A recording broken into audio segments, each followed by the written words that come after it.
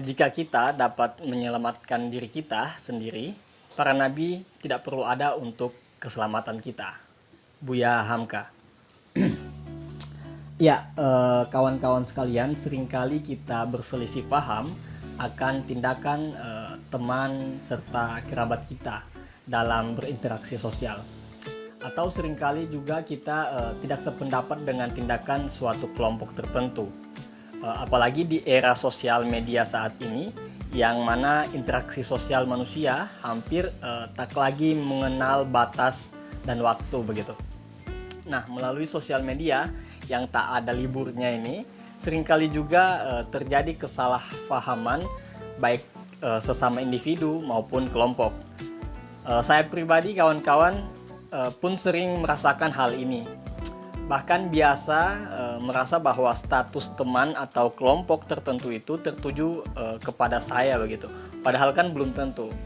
Nah, dunia sekarang memang membuat kita jadi lebih bersosial dalam ruang individu, yakni berinteraksi sosial hanya mengandalkan gadget media sosial saja tanpa bertemu langsung dengan manusia tersebut begitu. Nah, sehingga ya jangan heran kalau kita bisa jadi orang yang mudah baper gitu, baperan lah istilahnya. Nah, berangkat dari latar belakang inilah saya kemudian teringat dengan teori tindakan sosial dari Max Weber. Dan ternyata memang Max Weber sudah mewanti-wanti kita agar memahami tindakan sosial manusia, agar kita memahami motif dari tindakan yang mereka lakukan. Menghadirkan kembali masterpiece Max Weber ini sangatlah penting agar emosi-emosi akibat kesalahpahaman dalam interaksi sosial bisa kita hilangkan atau setidaknya bisa kita minimalisir, teman-teman. Jadi teori ini dinamakan teori tindakan sosial. Mungkin teman-teman yang dulunya SMA-nya ambil jurusan IPS atau yang saat kuliah ambil sosiologi pasti sangat paham betul dengan teori ini. Namun perlu kita ingatkan kembali. Nah, teori ini berfokus pada kajian tentang motif dan perilaku dari manusia. Pendekatan pemaknaan yang bersifat subjektif untuk memahami motif dari suatu tindakan manusia. Jadi Weber berpendapat bahwa cara terbaik untuk memahami berbagai kelompok atau individu adalah menghargai tindakan-tindakan yang menjadi ciri khas kelompok tersebut begitu. Ya, dengan menghargai kita bisa berpikiran lebih terbuka, yang mana merupakan langkah awal sebelum kita mengetahui motif dari tindakan-tindakan tersebut begitu. Nah, secara garis besar, teori tindakan sosial Weber ini berguna untuk memahami tipe-tipe perilaku tindakan setiap individu maupun kelompok. Dengan memahami perilaku setiap individu maupun kelompok, sama halnya kita telah menghargai dan memahami alasan-alasan mereka dalam melakukan tindakan tersebut begitu. Dalam konteks motif para pelakunya, Weber kemudian membagi teori tindakan sosialnya ini menjadi 4 bagian, yakni tindakan tradisional, kemudian tindakan afektif, kemudian tindakan rasionalitas instrumental, dan tindakan rasionalitas nilai. Nah, yang pertama, tindakan tradisional adalah tindakan yang berdasarkan kebiasaan-kebiasaan yang sudah mengakar secara turun-temurun. Tindakan ini mengacu pada tindakan yang berdasarkan tradisi atau tindakan yang telah dilakukan berulang-ulang sejak zaman dahulu. Weber menilai tindakan tradisional merupakan tindakan yang tidak melalui pemikiran yang rasional, sebab tindakan ini berlangsung secara spontan tanpa melalui pemikiran, perencanaan, dan pertimbangan. Dasar dari tindakan ini biasanya adat istiadat, tradisi turun-temurun yang sudah sejak lama begitu. Artinya tindakan tradisional ini terjadi secara berulang dan sama seperti sebelum-sebelumnya. Misalnya ziarah dan menyiram kubur. di mana di Indonesia sebahagian besar masyarakat kita akan berziarah dan menyiram kubur manakala seusai Hari Raya Idul Fitri begitu.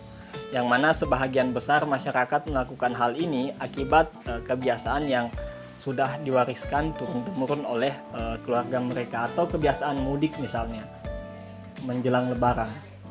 Nah, kemudian kedua, tindakan afektif, yang merupakan tindakan yang berdasarkan kondisi-kondisi dan orientasi-orientasi emosional pelaku atau aktor. Tindakan ini mengacu pada tindakan yang berlandaskan oleh perasaan individu. Sama seperti sebelumnya, bahwa tindakan afektif ini tidak melalui pemikiran rasional, sebab dorongan yang lebih kuat di situ adalah dorongan emosional begitu. Kita perlu memahami bahwa emosional berbeda dengan rasional. Emosional lebih mengedepankan reaksi spontan atau reaksi spontan atas apa yang terjadi, sedangkan rasional lebih mengedepankan pertimbangan pemikiran. Tindakan afektif ini dapat kita lihat dari fenomena menangis saat proses pemakaman, kemudian merasa bahagia saat mendapatkan hadiah dari orang tua atau kekasih misalnya. Nah, itu merupakan contoh daripada tindakan afektif ini. Kemudian yang ketiga, tindakan rasionalitas instrumental adalah tindakan yang berdasarkan pada pencapaian tujuan-tujuan yang secara rasional diperhitungkan dan diupayakan oleh aktor yang bersangkutan gitu. Nah, perilaku ini mengacu pada tindakan yang berdasarkan pada rasionalitas sang aktor demi mencapai tujuan tertentu. Tindakan ini disebut juga tindakan instrumental bertujuan, sebab tindakan ini dilakukan melalui upaya dan usaha untuk mencapai tujuan yang diharapkan yang sudah ditetapkan sebelumnya. Kata rasional mengandung makna implisit, logis, dan instrumental untuk mencapai tujuan. Artinya, tindakan ini berdasarkan perencanaan yang matang serta pertimbangan sebelumnya.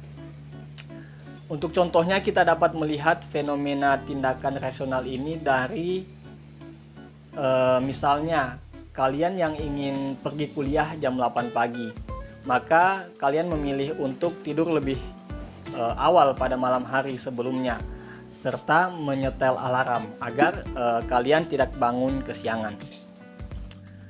Jadi di situ ada motif tujuan yang sudah direncanakan. Kemudian yang terakhir, tindakan rasionalitas nilai adalah tindakan rasional berdasarkan nilai yang dilakukan untuk alasan-alasan dan tujuan-tujuan yang ada kaitannya dengan nilai-nilai yang diyakini secara personal. Nah, tindakan ini mengacu pada tindakan yang dilandasi oleh kepercayaan terhadap nilai-nilai tertentu begitu. Tentunya tindakan ini melalui pemikiran secara rasional dan memperhatikan berbagai macam nilai-nilai yang ada. Artinya, individu yang bertindak mengutamakan apa yang baik, lumrah, wajar, dan benar dalam masyarakat. Apa yang baik bisa bersumber dari etika, agama, atau bentuk sumber lainnya.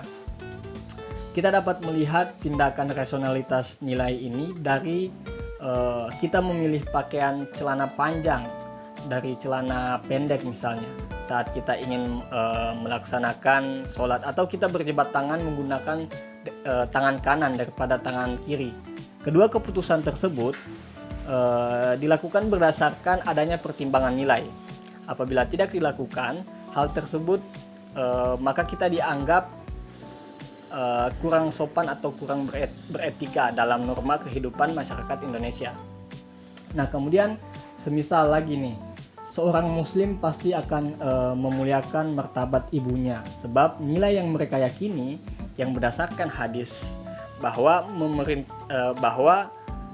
mengutamakan kemuliaan ibu itu 3 kali lebih utama kemudian sang ayah.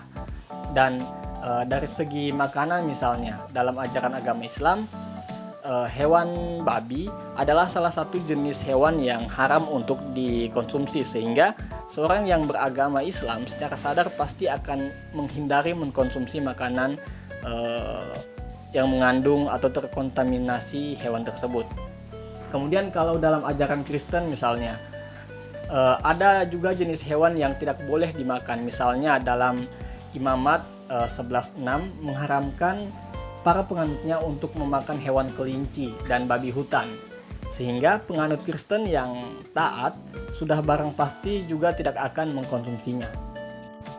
Nah, kawan-kawan sekalian, kesimpulan dari pembahasan kita kali ini adalah bahwa pada intinya jangan mudah baper. Ya, sebab segala tindakan manusia itu memiliki motif yang belum tentu seperti apa yang kita sangkakan begitu. Untuk memahami motif ini, kita mesti mengasah kembali pisau analisis sosial kita dengan teori tindakan sosial dari Max Weber ini.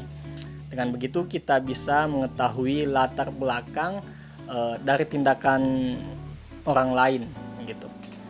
Yang bukan saja mengetahui motifnya, bahkan tujuan dari tindakan tersebut bisa kita ketahui, sehingga dengan cepat kita bisa saling beradaptasi dalam berkehidupan sosial. Nah, kalau kemudian kita bertemu orang yang hanya ingin dimengerti tanpa mau mengerti atau mau menang sendiri lah istilahnya. Kalau saya pribadi, biasanya ketika bertemu orang seperti itu, saya akan meninggalkan orang itu begitu. Sebab bagi saya dia merupakan orang yang toksik begitu. Makanya saya tidak akan memasukkan dalam circle saya, circle pertemanan saya. Nah, begitu sih teman-teman. Oke, demikian penjelasan singkat dari saya. Semoga bermanfaat. Thanks for watching until the end. And cheers.